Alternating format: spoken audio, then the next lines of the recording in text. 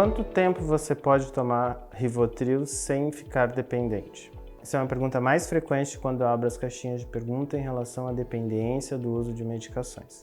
Eu sou o Dr. Yuri Oliveira, médico, psiquiatra e psicanalista, e estou aqui hoje para falar a respeito de uso de psicofármacos, de uso de medicações e o potencial desenvolvimento de dependência em relação a essas medicações. Claro que o Rivotril ele é uma das medicações mais prescritas em relação às questões de saúde mental, né? Uma medicação que causa uma diminuição na ansiedade, muitas vezes causa uma sonolência. Ele é o clonazepam e faz parte do grupo dos benzodiazepínicos. Dentre eles, a gente pode pensar no diazepam, no lorazepam, uma série de outras medicações que está junto do clonazepam, que é o Rivotril.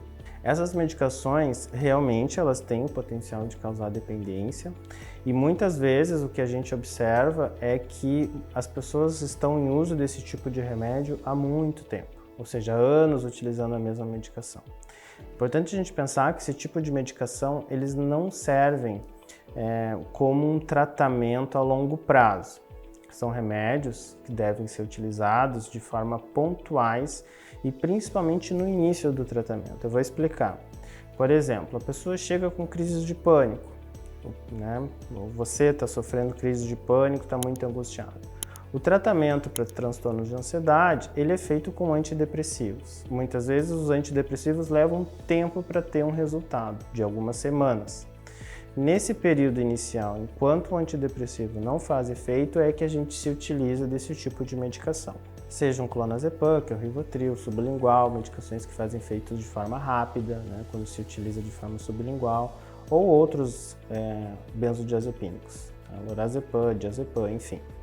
Então, essas medicações a gente vai utilizar no início do tratamento, até que o tratamento realmente, que é feito com outras medicações, possa começar a fazer efeito e aí a gente vai retirando a utilização dos benzodiazepínicos. Quando se utiliza dessa forma, o risco de criar dependência química ele é muito baixo, quase nulo. Por quê?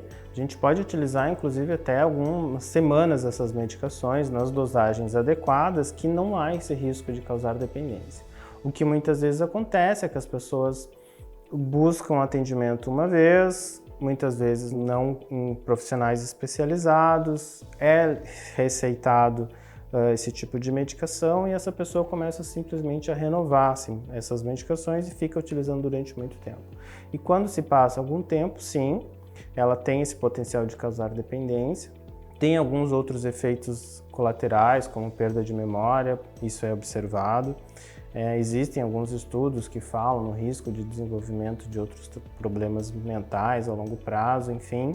O que não é adequado, então, fazer a utilização dessas medicações a longo prazo. É importante a gente salientar aqui que também a retirada desses remédios não pode ser de forma abrupta. Para quem faz uso há muito tempo, a retirada tem que ser feita de forma bem gradual, sempre com um acompanhamento psiquiátrico. Caso os sintomas comecem a aparecer, como ansiedade ou questões de insônia, por exemplo, muita gente usa de forma errônea esse tipo de medicação a longo prazo para tratamento de insônia.